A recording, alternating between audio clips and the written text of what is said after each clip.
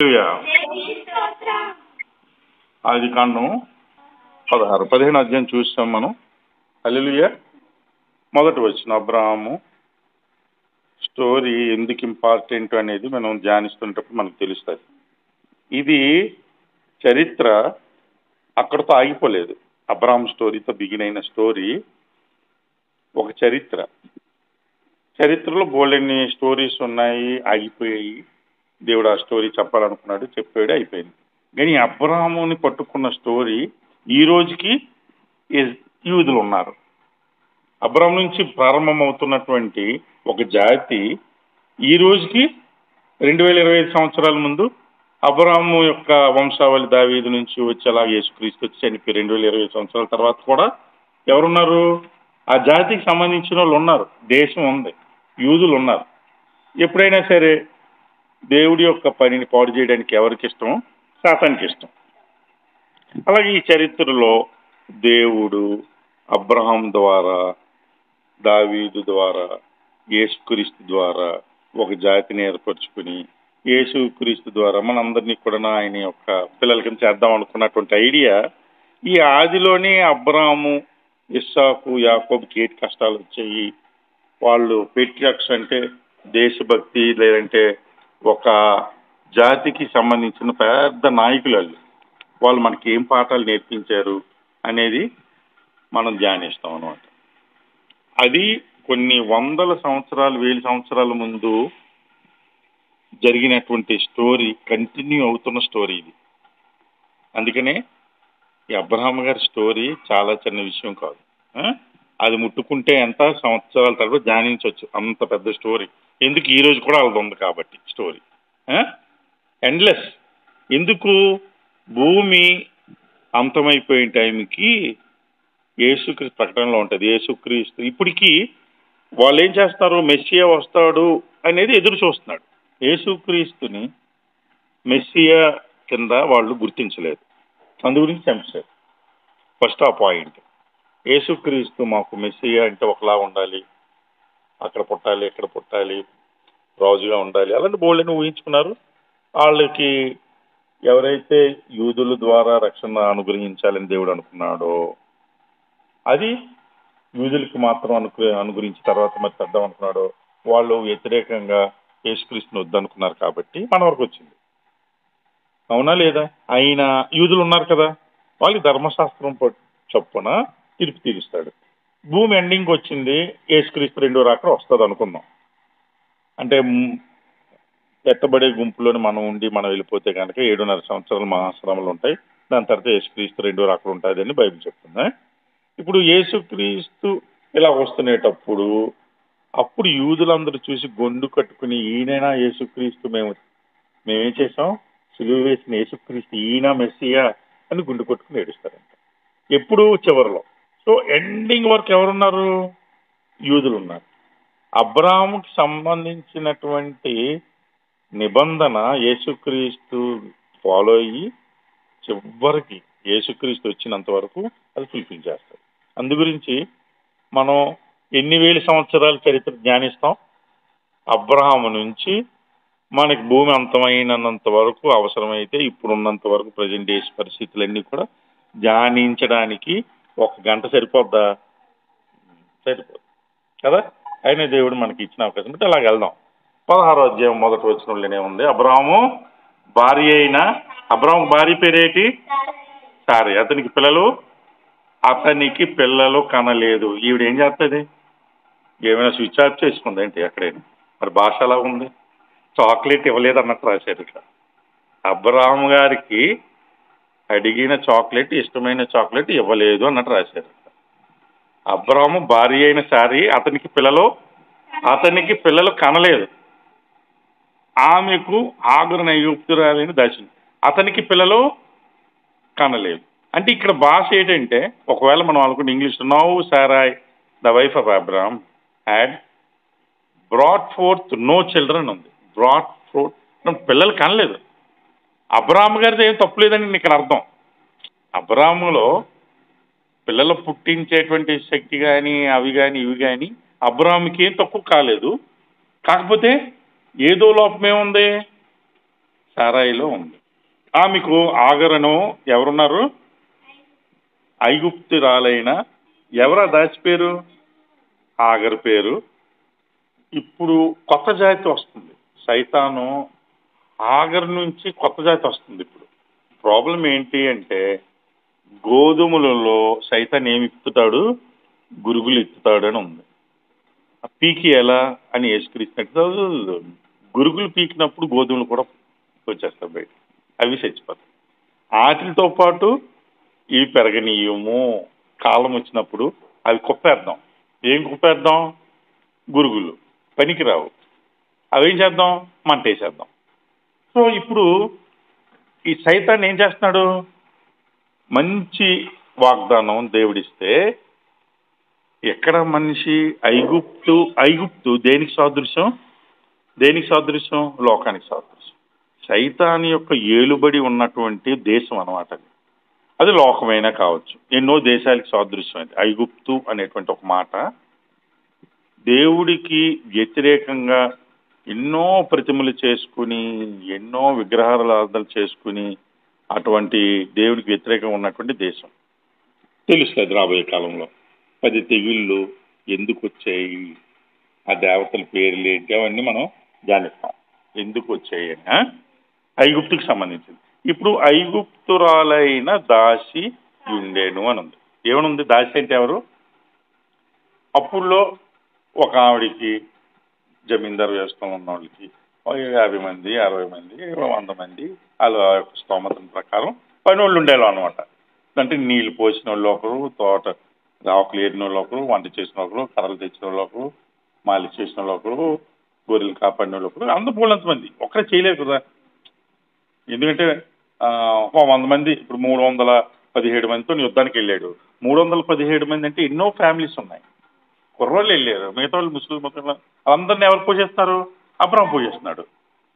So వంట ఎలాగవుతుంది? ఇప్పుడు నేను బండారి అనే ఒక ఫ్యామిలీ మార్వాడి వాళ్ళతో పాటు నేను మహారాష్ట్రలో చదువుకున్నట్టు నా రూమ్మేట్స్ అనమాట. బండారి అని పెద్ద ఫ్యామిలీ అది. వాళ్ళ ఇంట్లోని 170 మంది ఉంటారు. అప్పుడే 130, 140 ఉండేవాళ్ళు. వాళ్ళ ఫ్యామిలీ కంబైన్డ్ ఫ్యామిలీ. సినిమా స్టైల్లోని పంక్తులు తిరిగి కూర్చుంటారు, వడ్డిస్తారు అన్నమాట. అందరూ కంబైన్డ్గా తెచ్చిన ఆదాయం ఎంత పర్సెంటేజ్ చేస్తారు, వండుతారు, కంబైండ్ ఉంటారు. ఎవరి గదులాలి, ఎవరి ఫ్యామిలీ అలా సరదాగా ఉంటారు అన్నమాట. బాగా ఆస్తిపరులు, కంబైన్డ్ ఫ్యామిలీస్. ఇంతకుముందు ఉండేవి, ఇప్పుడు విడిపోతున్నారు అన్నమాట. పెళ్ళి అయిపోయిందా, ఇంటికి వెళ్ళిందా అలా ఆవిడ, మీ నాన్నకి మీ అమ్మకి నువ్వు టీ ఇస్తే కాఫీ ఇస్తే కుదరదు, మనం ఏం చేద్దాం, నేను ఇవ్వను, మీ నాన్నకి ఇవ్వను, మీ అమ్మకి ఇవ్వను, మసాలా టీ కావాలని మీ నాన్న అంటే నేను ఎక్కడ తెచ్చేది. ఈ గొడవలు స్టార్ట్ అవుతాయి. కుటుంబం ఏమైంది? విడిపోతుంది. సో ఆశీర్వాదాలు ఎక్కడ కోల్పోతామమ్మా? విడిపోవడం బట్టి కోల్పోతాం. యాక్చువల్గా ఇంతకుముందు ఒక పెద్ద ఆయన ఉండేవాడు, ఆయన మాటే శాసనం. ఆడి అదవైతే కుటుంబం సంగనాగిపోతుంది. కానీ దేవుడు మరి ఇచ్చిన ఆధిక్యతను బట్టి కుటుంబానికి హెడ్ ఎవరు కూడాను ఆ మాట జాగ్రత్తగా మాట్లాడడం, గౌరవించి ఇతనికి ఇది ఇవ్వడం, భయపడి ఉండడం అంతలా ఉండేది. బ్రహ్మయ్య అని చెప్పి ఇంజనీరింగ్ కాలేజీలో ఇంజనీరింగ్ క్లాస్మేట్తో వాళ్ళ నాన్నగారు చైర్ మీద కూర్చుంటే వాళ్ళమ్మ కింద కూర్చునే ఉంటుంది. అమ్మ కూర్చే పైన అంటే కూర్చునేది కాదంట. అంటే అప్పుడు యజమానుడు అంటే అంత వాల్యూ ఉండేది. కాలు కిందన చెప్పులాగా భార్యను ఉంచాలని కాన్సెప్ట్ కాదు. యజమానుడికి నేను రెస్పెక్ట్ ఇస్తున్నాను అనే కాన్సెప్ట్లో నాలెడ్జ్ ఇస్తే కనుక అది రాంగ్ కాదు.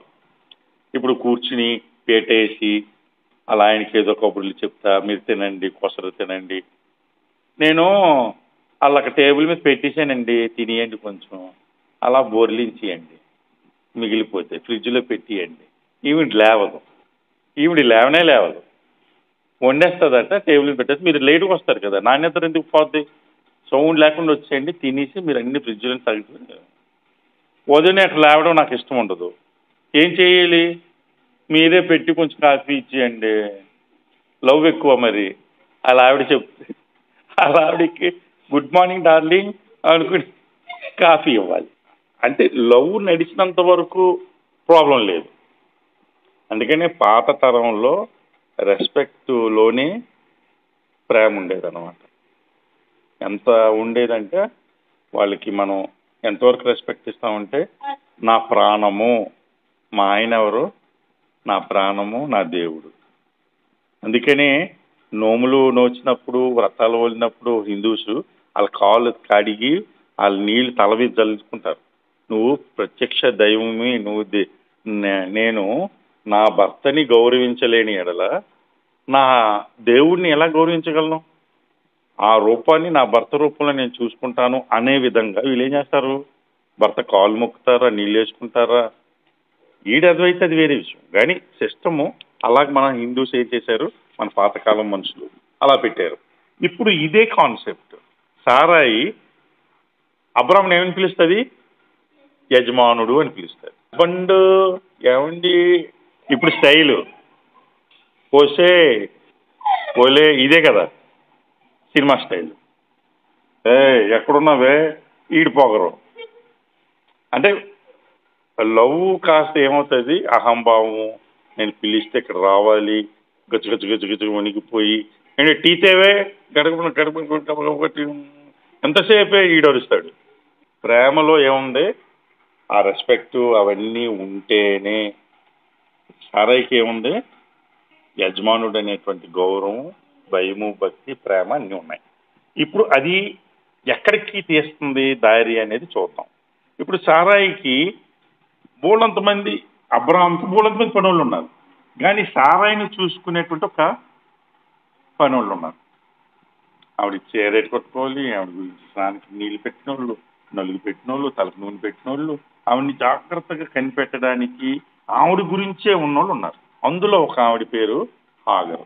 ఆవిడని పర్టికులర్ రాస్తారు. ఎవరు ఆవిడ, ఎక్కడి నుంచి వచ్చింది? ఈజిప్ట్ నుంచి వచ్చింది, ఐగుప్తు నుంచి వచ్చింది. ఈ దరిద్రం ఎక్కడ అంటించుకున్నాడు? అంతకుముందు నువ్వు నా చెల్లి అని అన్నప్పుడు ఫరో గారు ఏం చేస్తారు? దాసిని తీసుకెళ్ళిపో, ఒంటిలను గొంటిలు అన్ని కూడా బహుమతికి ఇస్తాడు. బహుమతిగా ఇచ్చి భార్యని ఏం చేస్తాడు? చెల్లి కింద చెప్తాడు. అందులో నుంచి వచ్చినటువంటిది ఏం చేసింది? ఐగుప్తురాలు అయినటువంటి హాగర్. సరికి మంచి ఆవిడ. ఒకవేళ యజమానురాలికి ధీటుగా, రాణులకి ధీటుగా, రాణికి సంబంధించినటువంటి కూతురికి ధీటుగా ఎవరు ఉంచుతారు? అమ్మాయిలు ఉంచుతారు, అందంగా ఉండే అమ్మాయి. సో రాణిగారి కూతురు పక్కన ఎవరు ఉండాలి? చెల్లికత్తులు లాంటి వాళ్ళు ఉండాలి. వాళ్ళు ఏడు మొహం వేసుకొని ఏడ్చుకుంటా అలిగి మోహన్లుండి అలా ఉండదు. ఈవిడికి ఈక్వల్గా అసలు పక్కన ఉన్న వాళ్ళు అందంగా ఉండే అంతగా ఉంచుతారనమాట. అలాగే రాణిగారికి కూడా. ఆఖరు కూడా ఏమై ఉంటుంది? ఆవిడ సారా ఎవరు? క్వీన్, జమీందార్ వంశం, అందగత్తేనే ఉంది బైబిల్లో. ఆవిడ అందం గురించి ఇప్పుడు సమస్య ప్రారంభమైంది. ఆవిడ అందగత్తి కాబట్టి ఆవిడకి ఏడుపు మొహాలు వేసుకుని జిడ్డు గారిపోయి నాకు ఎందుకురా బాబు జీవితం అన్నట్టు అలాంటి వాళ్ళు పెట్టరు. సూపర్ క్యాండిడేట్లు పెట్టుంటారు. అందులోని సూపర్ క్యాండిడేట్ ఎవరు? హాగర్. ఎవరు ఆ అమ్మాయి? ఐగుప్తుకి సంబంధించినటువంటి ఆవిడ. ఏం చేసింది? ఈవిడ యొక్క పని ఆవిడ. అయితే ఇప్పుడు ఇక్కడ రాసిన ప్రకారం, భాష ప్రకారం అబ్రాము భార్య అని సారే అతనికి పిల్లలు కనలేదు. నేను నిన్ను ఆడపిల్ల కావాలి వద్దన్నాను కదా, కొడుకు పుట్టాలే నాకు, ఇదేం చేస్తుంది? నాకు కొడుకే కావాలి, నువ్వేమైనా చెయ్యి. డెబ్బై మంది తొంతాడు. హాస్పిటల్కి కూడా బోలంతమంది రారు. ఎందుకు? ఫోన్ ఏమి లేదు. ఏమండి ఈసారి కూడా ఆడపిల్లని ఉంచుకోవే, నువ్వు వెళ్ళిపో పుట్టింటికి. ఈసారి కూడా ఆడపిల్ల ఆయన వేస్ట్. అది ఫస్టే చెప్పారు, ఆ సంబంధం వద్దన్నాను కదా. వీళ్ళ అమ్మ తయారవుతుంది. ఈడంతటి ఏం పోయింది, అది మనం ఏం చేతుల్లో అలా కాదు. అది అంతేది. వీళ్ళు ఆడపిల్లలు పుట్టించేస్తున్నారు. ఆవిడ చేతుల్లోనే ఏముంది? మన బైబిల్ నమ్మిన అంటాడు ఏదైనా దేవుడు ఇచ్చిన బహుమానం. అయినా సరేనండి, కొడుకు కొడుకే కదండి, వంశాన్ని నిలబెడతాడు కదా కదా అంటామా లేదా మనం ఆ మాట? సో ఈవిడ చేతుల్లోనే ఉంది. కానీ ఇక్కడ క్లియర్గా ఏం చేస్తాడు? అతనికి పిల్లలు కనీసం ఇవ్వలేదు ఆవిడ. ఈవిడ ఆపించుకుంటుందా అని మామూలుగా ఆలోచిస్తే అప్పటి అలాంటి వాళ్ళు కూడా ఉన్నారు. అలా అయితే పిల్లలు కనడం ఇష్టం లేక బోల్డ్ అన్ని మార్గాలు చేసుకుని పిల్లలు కనకుండా ఉన్నోళ్ళు ఉన్నారు. నాకు తెలిసిన కొన్ని స్టోరీల ప్రకారం బలవంతంగా పెళ్లి చేసుకుంటారు. ఏం చేశారు? పిల్లలు కనరు. తర్వాత వచ్చిన చూడండి, ఆదికాండం 11:30 ఉంటుంది. సారాయి గొడ్రాలై ఉండను, ఆమెకి సంతానం లేదు. గొడ్రాలు అంటే 11:30 గొడ్రాలంటే ఆ పదం చాలా భయంకరమైనటువంటి పదం అనమాట. బ్యారన్ ఊమ్ అని అంటారనమాట. అంటే పిల్లలు కనకుండా ఉన్నటువంటి ఆడదానికి గొడ్రాలు అని తెలుగు పదం. మనకి ఇప్పుడు సొసైటీలో పిల్లలు ఉండకూడదు, కొంతకాలం అలా సాగిపోవాలి, ఇంకా చాలా సంవత్సరాలు అయిపోయిన తర్వాత పిల్లల గురించి ఆలోచించే స్టేజ్ వస్తుంది. జపాన్లో కానీ, సింగపూర్లో కానీ, అమెరికాలో కానీ పిల్లల మీద ఎక్కువ ధ్యాస ఉండదు. మనోళ్ళకి పెళ్ళి అయిపోగానే మన ముసలోళ్ళు అంటారు, ఇంకా పిల్లలు పుట్టలేదా, ఈళ్ళు తప్పు ఉందో ఆళ్ళు తప్పు ఉందో. దీన్ని పరిష్కరించడానికి ఏం చేస్తారు? పెళ్ళి అయిపోయిన వెంటనే పెళ్లి కొడుకుని పెళ్లి కూతురుని ఒక దగ్గర ఉంచడానికి వచ్చినప్పుడు పెళ్లి కూతురోళ్ళు అక్కడ ఆవిడికి సపోర్ట్గా ఉంటారనమాట. 3 రోజులు ఉంటారు. పెళ్లి కూతురికి సపోర్ట్. మొదటి రోజు చూస్తారు, పోనీ 2 రోజు చూస్తారు, 3 రోజు చూస్తారు, గొడవ స్టార్ట్ అవుతుంది. వీడు వేస్ట్ గాడు, ఇదే మాట. ఎందుకు? వీడి ద్వారా పిల్లలు పుట్టరు. ఇప్పుడు ఏమనుంది? ఆమెకి ఆగరు, అతనికి పిల్లలు కనలేదు, ఆవిడికి పిల్లలు కనేటట్టు వీడు చేయలేడు, వీడు వేస్ట్ గాడు. 3 రోజు గొడవ అవుతుంది. అది అవసరమైతే విడిపోతారనమాట. మా ఇంటి పక్కనే అమ్మాయి లాయర్గా చేస్తుంది. బోళ్ళంత కట్నం ఇచ్చారు, అవి ఇచ్చారు, ఇవి ఇచ్చారు, లక్షలు కట్నం ఇచ్చారు, బోళ్ళని గిఫ్ట్లు ఇచ్చారు, అన్నీ అయిపోయి బాగా ధూమ్ధామ్సే బాగా పెళ్ళి అయిపోయింది. పెళ్ళి అయిపోయిన తర్వాత ఆడు చెప్పకుండా చేసుకున్నాడంట. తల్లిదండ్రులు చెప్పలేదు. వీడికి పిల్లలకని ఆవిడకి ఇచ్చేటువంటి శక్తి లేదు. 3 రోజు గొడవ, 4 రోజు గొడవ, 5 రోజు గొడవ. లేదు మీరు చెప్పలా, అవును ఏదో సెట్ అయిపోతాడు అనుకున్నాం, పెళ్ళి అయిపోయిందా, లేదు, విడిపోయారు. ఆవిడ ఇంట్లో ఉంది, ఎవరు కట్నాలు ఇచ్చారు, ఎవరు లాస్ అయిపోయారు. ఎందుకు? అమ్మాయి తరపున వాళ్ళు అక్కడ ఉంటారనమాట. అసలు అనేది కాదు ఇక్కడ. ఆవిడది సమస్య ఇతని సమస్య అని కాదు. దేవుడు రాస్తున్నాడు, అతనికి పిల్లలు సారాయి అతనికి పిల్లలు కనలేదు అని రాశాడు. కాగా సారా ఇదిగో నేను పిల్లలు కనకుండా యెహోవా చేసి ఉన్నాడు అని ఉన్నది కదా. ఇప్పుడు ఈ విషయం మనకి బైబిల్లో చాలా చాలా సార్లు ఏమనుంది? దేవుడే గర్భాన్ని మూసాను అని ఉంటుంది. చాలా స్టోరీల్లో మనకి ఏమనుంటుంది? గర్భాన్ని దేవుడు మూసేయడు అంటే పిల్లలు కండరాలు. దేవుడే ఏం చేస్తాడు? గర్భాన్ని మూయించేస్తాడు. నువ్వు ఎన్ని ప్రయత్నాలు చేయి, హాస్పిటల్కి వెళ్ళు, అది చెయ్యి ఇది చెయ్యి, ఏమవుతుంది? పిల్లలు కనాలి. ఆదికాండం 25లో కూడా ఉంటుంది. ఇస్సాకు భార్య కూడా, అబ్రాహాము కొడుకు పేరేంటి? ఇస్సాకు కూడా భార్య గొడ్డలై ఉంటుంది, పిల్లలు కండలేదని. తర్వాత అతను ప్రార్థన విని గర్భాన్ని ఓపెన్ చేసినట్టు దేవుడు ఇచ్చాడు అనమాట. అలాగా ఎన్నో విషయాలు దేవుడు గర్భాన్ని మూసెను అని ఉంది. అందుకని కీర్తనలో అందరూ అంటారు 127లో, యెహోవా అనుగ్రహించే స్వాస్థ్యం ఎవరు? కుమారులు. గర్భఫలము ఆయన ఇచ్చు బహుమానం. ఏంటంట? గర్భఫలము ఎవరిచ్చు బహుమానం? మన మట్టుకు మనం ప్రొసీడ్ అయిపోయి అది చేసి పెళ్లి చేసుకుని అని అంటాం. కానీ దేవుడి యొక్క లిస్ట్లో మనం లేకపోతే మనకి పిల్లలు కనలే. గర్భం మూస్తే ఎవరి తరం గర్భం? నోవా ఓడ తలుపు మూస్తే ఎవరి తరం తలుపు తీయడానికి అయింది? గర్భంని మూస్తే ఎవరి తరం? నీ ఇంజక్షన్లు, మెడిసిన్స్ ఏ పెంచావు, నీ ఇష్టం, లక్షలు ఖర్చు పెట్టు, ఎవరు ఓపెన్ చేయాలి? దేవుడు. సో అతని మాట విని, ఇస్సాకు మాట విని, ఇస్సాకు ప్రార్థన విని ఏం చేశాడు దేవుడు? అతనికి గర్భాన్ని ఓపెన్ చేశాను అని ఉండదు. ఆదికాండము 20:18 ఏలయనగా అబ్రాహాము భార్య అయిన సారాయిని బట్టి దేవుడు అబీమెలెకు ఇంటిలో ప్రతి గర్భను మూసి ఉండేను ఉంది. చూసావా? ఎవరిని బట్టి? సారాయిని బట్టి.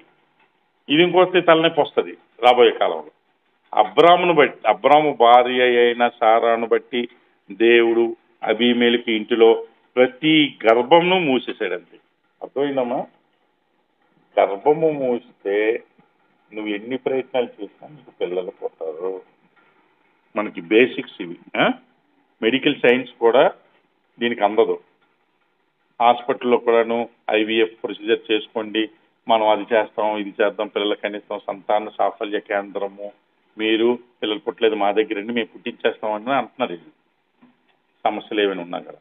సో దేవుడు ఇచ్చే బహుమానం ఏంటి? కుమారులు దేవుడిచ్చే, గర్భఫలం దేవుడిచ్చే. 3వ వచనం అబ్రాము. కాబట్టి అబ్రాము కనాను దేశంలో 10 ఏండ్లు కాపురం ఉన్న తర్వాత అబ్రాము భార్య అయిన సారాయి. 2వ వచనం కాగా సారాయి ఇదిగో నేను పిల్లలు కనకుండా యెహోవా చేసి ఉన్నాడు. సో ఈ మాట చూడు ఒకసారి. అబ్రాము భార్య అయిన సారాయి అతనికి పిల్లలు కనలేదు. ఇది నా తప్పు కాదు. 2వ వచనం నీది నా తప్పు కాదు. సారాయి ఏమంటుంది? నేను పిల్లలు కనకుండా ఎవరు చేశారు? యెహోవా చేస్తున్నాడు. నేను కనిచ్చేదేముంది? నా దేవుడే గర్భఫలాన్ని మూసేశాడు. నేను చేయని ప్రయత్నం ఏముంది? ప్రార్థన చేయలేదా? నైవేద్యం పెట్టలేదా? మోకాళ్ళ మీద ఉండి ప్రార్థన చేయలేదు? అన్నీ చేశాను. ఏది సహకరించి అన్నీ చేశాను అబ్రాము. కానీ నేను కనివ్వలేదు అనే మాట కన్నా ఏమనుంది కరెక్టు? యెహోవా గర్భఫలాన్ని పిల్లలు కనకుండా యెహోవా చేస్తున్నాడు. నీవు దయచేసి ఏమనుంది? నా దాసితో నాకు పర్సనల్గా ఉన్న ఒక అమ్మాయి ఉంది. నా బాగోగులు, నా మనస్తత్వం, నా ఆలోచనలు, నా ప్రార్థనలు ఎరిగింది. ఏం నేర్పిస్తున్నాను నేను? నాతో పాటు ఉన్నాను కదా, నాతో పాటు ఉంది కదా. ఎవరు? ఆగర్. సో నేను అబ్రహాం అడుగుజాడలో నేను నడుస్తున్నాను కదా. నా అడుగుజాడలో ఎవరు నడుస్తున్నారు? ఆగర్ నడుస్తుంది. ఐగుప్తురాలే కావచ్చు. ఐగుప్తురాలు ఏం నేర్చుకుంది? నా పెనిమిటి యజమానుడి గురించి నేను తెలుసుకుంటున్నాను, ప్రార్థిస్తున్నాను. ఆవిడికి కూడా ప్రార్థనలు ఏకీభవించి ఇదిగో మా యజమానుడికి పిల్లలు కలిగేలా చేయండి, మా సారాయికి మా యజమానురాలకి పిల్లలు కలిగేది చేయండి ప్రార్థిస్తుంది. ఆవిడ నాకు వేడి నీళ్ళు పెడతాదా, చన్నీళ్ళు పెడతాదా, బట్టలు ఉతుకుతుందా, అన్నీ చేస్తుంది. ఎవరు? ఆగరు. నా బాగోగులు, నా మనస్తత్వం, నా ఆలోచనలు ఏమిటి రావే, నా మనసు ఎంతో కష్టంగా ఉంది, మా ఆయన నాకు ఎందుకే పిల్లలు కనివ్వట్లేదు, నా ఓల్డ్ ఏజ్లోని కనీసం నేను ఎత్తుకోవడానికి ఒక కొడుకు లేకుండా పోయాడే అని అన్నాడే. అమ్మగారు ఏం చేయమంటారు? అది మీ చేతిలో ఉందా? యెహోవా గర్భాన్ని మోయించేసిన తర్వాత మీరేం చేయగలరు? ఇద్దరు కూడాను కష్ట సుఖాలు మాట్లాడుకునేటువంటి ఆగరు. ఆవిడ చిన్నావిడి కాదు. బైబిల్లో ప్రతి మాట వివరించలేం. ఒకవేళ ఆవిడికి పర్సనల్ సెక్రటరీ లేదంటే ఒక వ్యక్తిగతంగా ఉన్న అమ్మాయికి ఎన్ని A to Z తెలుస్తాయా లేదా? తెలుస్తాయి. అంతే, పక్కన ఉంటాం కాబట్టి, నాతో పాటు ఉంటారు కాబట్టి. ఆ సారాయి బట్టి ఉన్నటువంటి హాగర్కి సారాయి కష్టం తెలుస్తుంది, యజమాని విషయాలు తెలుస్తాయి, కుటుంబ విషయాలు తెలుస్తాయి. అన్నిటికన్నా ముఖ్యం ఎవరి గురించి తెలుస్తుంది? దేవుడి గురించి తెలుస్తుంది. ఈవిడెవరు? ఐగుప్తురాలు. సో ఎంత స్ట్రాంగ్ ఇన్ఫ్లుయెన్స్ సైతానిది ఉంటుంది అనేది బైబిల్లో ఉందంటే, నువ్వు చర్చికి వెళ్ళు, బైబిల్ చదువు, కానీ సైతాను యొక్క హస్తంలో ఉంటే గనక, ఐగుప్తురాలు అయ్యి ఉంటే గనక, ఐగుప్తుని విడిచి రాకపోతే గనక నువ్వు సారాయితో ఉండు, అబ్రాంతో ఉండు, ప్రార్థనకి వెళ్ళు, చర్చికి వెళ్ళు, ఫాస్టింగ్లు చెయ్యి, ఏం జరుగుతుందంట? ఐగుప్తు మైండే ఉంటుంది. 3వ వచనం ఇదిగో ఒకవేళ ఆమె వలన నాకు ఎవరి వలన? ఆగర్ వలన నాకు. ఆగరికి కాదు. ఎందుకు? నేను నీకు ఇస్తున్నాను. అప్పుడు ఆచారం ప్రకారం నేను నీకు ఎంజాయ్ చేయమని కాదు, ఆ పాయింటే. నీకు ఏమని ఇస్తున్నాను? నా కొరకు పిల్లలకన్నా అద్దె గర్భం అంటారు. దాన్ని ఏమంటారు? సరగోటి మదర్స్ అంటారు. మనకి తెలిసిన బోళ్ళంత మంది ఉన్నారు. ఖమ్మం వెళ్ళి 4 లక్షలు ఇస్తాను, మీరేం చేయాలి? వేరే వాళ్ళు అమెరికాలో ఉన్నారు, హస్బెండ్ వైఫ్, వారి పిల్లలు కనరంట, ఆవిడ శరీరం బలహీన పడిపోతుందంట, వాళ్ళు కనలేని శక్తి ఉందంట, వాళ్ళు వీళ్ళు తీసి నీవు దాంట్లో పెట్టి 9 నెలలు మొయ్యాలి. నువ్వు మోసినందుకు ఏం చేస్తాం? డబ్బులు ఇస్తాం. నీకు జీడిపప్పు ఇస్తాం, బాదం పప్పు ఇస్తాం, పిస్తా ఇస్తాం, పాలు, వెన్న, గిన్నె అన్నీ ఇస్తాం, కుంకుడు పువ్వు ఇస్తాం. ఎందుకంటే పుట్టబోయేవాడు స్ట్రాంగ్గా మంచిగా అందంగా పుట్టాలి కదా, అన్నీ ఇస్తాం. మీరు బాగా ఏం చేయాలి? వీళ్ళు పందెం కోడి వెళ్తారు కదా, జీడిపప్పు పెడతారు బాగా, రోజు దువ్వి దువ్వి పెడతారు. అలాగే మీకు అన్ని పోషించి బాగా నోట్లో కుక్కుతా ఉంటాం. నీ గురించి కాదు అది, నీ మీద ప్రేమే కాదు, నీ లోపల నా కొడుకు పుడతాడు కదా, ఆడి గురించి ఇస్తున్నాను. వేసేయాలి, మొయ్యాలి. 9 నెలలు ఫ్రీగా ఏం కాదు, నీ డబ్బులు నీకు ఇచ్చేస్తాను. కష్టకాలంలో ఉన్నావు కదా నువ్వు, ఆ 2 లక్షలు 3 లక్షలు నీకు ఇచ్చేస్తాను. నువ్వు పుట్టించిన తర్వాత నువ్వెవరో కొడుకును కూడా చూడకూడదు, నువ్వు వెళ్ళిపోవాలి. ఎవరి కొడుకు అది? నా కొడుకు. నువ్వు మోస్తున్నావు. నేనేం చేశాను? నీ సంచిని, నీ గర్భాన్ని, నిన్ను నేను అద్దెకి తెచ్చుకున్నాను, నేను కొనుక్కున్నాను. అది నువ్వు రాసావు, సంతకం పెట్టావు. ఇదిగో ఇందు మూలంగా తెలియజేయడం అనగా నేను ఫలానా వాళ్ళకి నేను కొడుకుని కని ఇస్తాను, దాని మీద 100కి 200% హక్కులు నావి కావు, వాళ్ళవే అని రాసి సంతకం పెడతాను లీగల్గా. ఇప్పుడు అదే లీగల్ పరిస్థితి సారా ఏమంటుంది?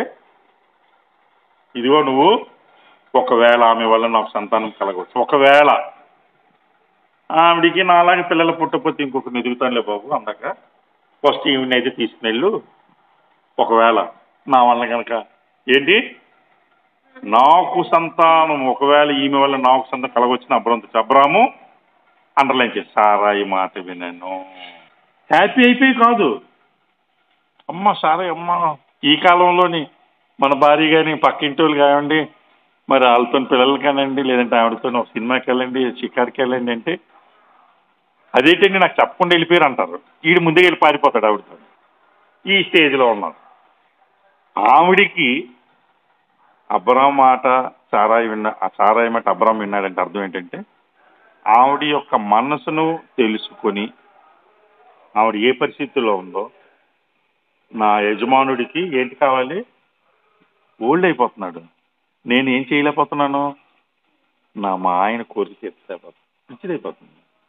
ఎందుకు? వాళ్ళిద్దరి మధ్యలో ఉండేటువంటి లవ్ అలాంటిది, వాళ్ళిద్దరి మధ్యలో ఉండే రెస్పెక్ట్ అలాంటిది. నేను ఏమైనా చేసి ఆ మాట బైబిల్లో ప్రతిదీ గట్టిగా బల్లకొద్దకపోయినా మనం అర్థం చేసుకోవాల్సింది, ఏమైనాను చేసి, అందుకనే ఆదాము అవ్వ విషయంలో ఏమైనాను చేసి నేను నరక పాత్రుడిని అయిపోయినాను సరే, నా భార్యని కష్టంలో కలిమిలో నేనేం చేశాను?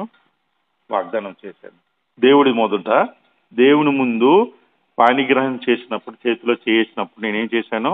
దేవుడికి మాట ఇచ్చాను, నా యొక్క ఎముకల్లో ఒక ఎముక నారి అనబడతాను. నేను పేరు పెట్టేశాను, జంతువులందరికీ పేర్లు పెట్టాను, నా భార్యకి నేనే పేరు పెట్టాను. నా ప్రాణంకి ప్రాణం, ఇద్దరు కూడా ఏక శరీరమై ఉంటారు. ఒకే ఆలోచన, ఒకే మాట, 2 శరీరాలు. ఇద్దరిది వేరే ఆలోచన అయినప్పటికీ కూడా ఒకే ఆలోచన బయటకు వచ్చేటట్టు ఇద్దరిది గ్రహించి. అందుకనే స్త్రీ బలహీనం ఘట్టమని బైబిల్లో రాసినప్పుడు ఆవిడ్ని గౌరవించి, ప్రేమించి, ఆవిడకి ఇవ్వాల్సిన రెస్పెక్ట్ని ఇచ్చి ఆదాం ఏం చేస్తాడు? ఆ ఫ్రూట్స్ని తినేస్తాడు. దేవుడిని క్షమించు, నేను అవ్వతో చివరి వరకు మరణంలో సైతం నేను విడిచిపెట్టను అని. సో ఆ పాయింట్ సారాయి మనసును గ్రహించి, నా యజమానుడికి నేనేం చేయలేకపోతున్నాను, పిల్లలకి నేనేం ఇంకేంటి ఉంది ప్రభువా, ఇద్దరు మాట్లాడుకుంటారు. చొక్క నక్షత్రం ఇదిగోనే మేడ మీదకి ఎక్కారు ఇద్దరు, నన్ను వేసుకుని దేవుడు నక్షత్రాలు లెక్క పెట్టమన్నాడు. అంటే మీరు పగటి కళలు కంటున్నారా?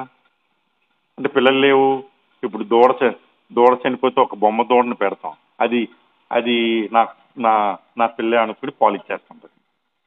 అంటే మీరు నా కొడుకు అని పగటి కళలు కంట నక్షత్రాలు లెక్క పెట్టమంటాను. మా ఆయన పిచ్చోడైపోతున్నాడు. చిన్న చిన్నగా నవ్వుకుని నా కొడుకు ఇలా ఉండాలి, అడిగి నేను షాపింగ్కి వెళ్తానండి, అడిగి డ్రాయర్లు కొంటాను, ప్యాంటీస్ కొంటాను, అంటే సోప్స్ వేరేగా కొందాం. ఏమండి పిల్లలు లేరు కదా, పిచ్చోడైపోతుంది. అలా ఆవిడంటే మెంటల్ ఎక్కిపోయినట్టు అయిపోయి, ప్రభువా నాకు గర్భాన్ని మూసేసావు, ఎలాగ మా ఆయన కోరిక నేను ఎలా తీర్చాలి, వెయిట్ చేయలేకపోతున్నాను అనమాట. అప్పుడు ఏముంది? ఇదిగో నా యొక్క దాసి హాగర్ని నేనేం చేస్తాను? నీకు ఇస్తాను, నువ్వు నా గురించి పిల్లలకు అన్నా. అబ్రాహాము యొక్క ఎగిరి గెంతేశాడు. ఇంకేమి దేవుడి విషయాల్లో, నిబంధన విషయాల్లో ఆలోచించలేకపోయాడు. సరిగ్గా దేవుడు ఇచ్చేటువంటి మార్గం అనుకున్నాడు, సారాయి మాట వినేను. 3వ వచనం చదివి, కాబట్టి అబ్రాహాము కనాను దేశంలో 10 ఏండ్లు కాపురం ఉన్న తర్వాత అబ్రాము భార్య అయిన సారాయి తన దాసి అయిన ఆగరును ఐగుప్తురాలిని తీసుకొని తన పెనిమిటి అయిన అబ్రామునకు భార్యగా ఉండినట్లు అతనికి ఎవరేమిడి ఏదో ప్రాసెస్ ఉంటుంది. ఏమండి రండి, పసుపు తాడు తెచ్చేయండి, పసుపు కొమ్ము తెచ్చేయండి, గాజులు తిండి, రింగు తిండి, మీ ఇద్దరి మధ్యలోని ఎవరు పెద్దోళ్ళు? నేనేనండి సారాయి ఈ భార్య, రండి తొడిగేయండి. భార్య అయిపోయింది. ఏమైపోయింది? 100 మంది ఫంక్షన్ అక్కర్లేదు, ఊరోళ్ళందరికీ భోజనాలు పెట్టక్కర్లేదు. మనం ఏం చేస్తున్నాము? పిల్లల గురించి ఆలోచిస్తున్నాం, మన భవిష్యత్తు గురించి ఆలోచిస్తాం, మన వంశాన్ని నిలబెట్టాలని ఆలోచిస్తాము. మరి ఆచారం ప్రకారం ఆవిడని నేను మీకు ఇస్తాను, మీరు భారీగా చేసుకుని పిల్లల్ని. ఎవరు ఆవిడ? మళ్ళీ ప్రతిసారి అంటుంటాడు దేవుడు, ఆవిడ ఐగుప్తురాలైన సారాయి దాసి అయిన హాగరు. ఆవిడెవరు? హాగరు దాసిరాలు, ఐగుప్తురాలు. ఆవిడెవరు? ఇలా చెప్తుంటాడు ప్రతిసారి. ఆవిడని నేనేం చేస్తాను? ఒక దాసి కింద గుర్తిస్తాను, ఒక ఐగుప్తురాయిల కింద ఇస్తాను. సైతానుడు తెలివి ఏం చేస్తున్నాడు? అబ్రాహాము ద్వారానే ఏం చేశాడు? పిల్లలకనేలా చేస్తున్నాడు. ఒక వేరే రాక్షస జాతి పడుతుంది అన్నమాట అట్లా. సో దేవుడికి అబ్రాహాముకు ఉండేటువంటి లవ్, అబ్రాహాముకి సారాయికి ఉండేటువంటి ఆ లవ్ని దేవుడు ఏమని చెప్పలేకపోయాడు? నువ్వు చెప్పలేదు. అబ్రాహాం ఎస్సెన్సాడు, దేవుడు కూడా ఎస్సెన్సాడు. సరికి నీ ఇష్టం, నేనేం చేయగలను తలపట్టుకుంటాడు. రాక్షస జాతి వస్తుంది, తక్కువైన వాళ్ళు కాదు, చంపేస్తున్నాడు యూదుల్ని. ఇప్పుడు గొడవలు గొడవలు, మూర్ఖులు అనమాట, అందగాళ్ళు, గొడవలు, పవర్ అనమాట. గాడిద దవడ ఎముకతో సమానం, అంత స్ట్రాంగ్ మనుషులు అనేది దేవుడు అంత తర్వాత మనం చదువుతాం. సో అటువంటి ఘోరమైన జాతి వచ్చేస్తుంది. ఎవరి ద్వారా? దేవుడికి ఏం ఫ్యూచర్ తెలియదా? ఈడు మంచోడు కాదు కదా, ఇదేంటిది? అబ్రాహాము వెయిట్ చేయ అబ్రాహాం పెళ్ళి ఆపేయచ్చు కదా దేవుడు. సారాయి నీకు బుర్రబుద్ధి లేదా? సారాయిని బట్టి అబీమెలెకు ఇంట్లో వాళ్ళందరినీ గర్భాన్ని మూయించాడు కదా. ఆఖరి గర్భాన్ని మూయించవచ్చు కదా దేవుడు. సారాయిని బట్టి అబీమెలెకు అనే రాజుగారి కుటుంబంలో ఉన్న వాళ్ళందరినీ గర్భాన్ని మూసించేస్తే, సారాయిని బట్టి అబ్రాహాముకి దేవుడికి ప్రేమను బట్టి ఆఖరి యొక్క గర్భాన్ని తెరిచాడు దేవుడు, పర్మిషన్ ఇచ్చాడు. Okay, granted. తర్వాత కాన్సిక్వెన్సెస్ నువ్వు నేను పడదాం అబ్రాహాము, మన ఇద్దరమే కదా మరి ఫేస్ చేయాల్సింది. ఎందుకు? నేను నీతో నిబంధన చేశాను, నువ్వు నా గురించి ఎంత పిచ్చిగా నువ్వు నన్ను విశ్వసించావు, అంత విశ్వాసం నీలో ఉంది కాబట్టి నేనేం చేస్తాను? నీ మాటకి నేను నువ్వు అనలేను అబ్రాహాము. నువ్వు మీ ఆవిడ మాట విని, ఇదిగో నువ్వు సారాయి మాట విని ఆవిడ చెప్పినది చేయమని కూడా బైబిల్లో ఉంటుంది.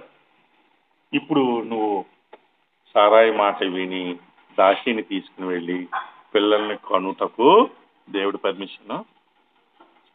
ఒకవైపు సారాయిని బట్టి వేరే గర్భాలు మూస్తాయి, తర్వాత సారాయిని బట్టి ఆఖరి యొక్క గర్భాన్ని దేవుడి ప్రెగ్నెంట్ అయిపోయింది.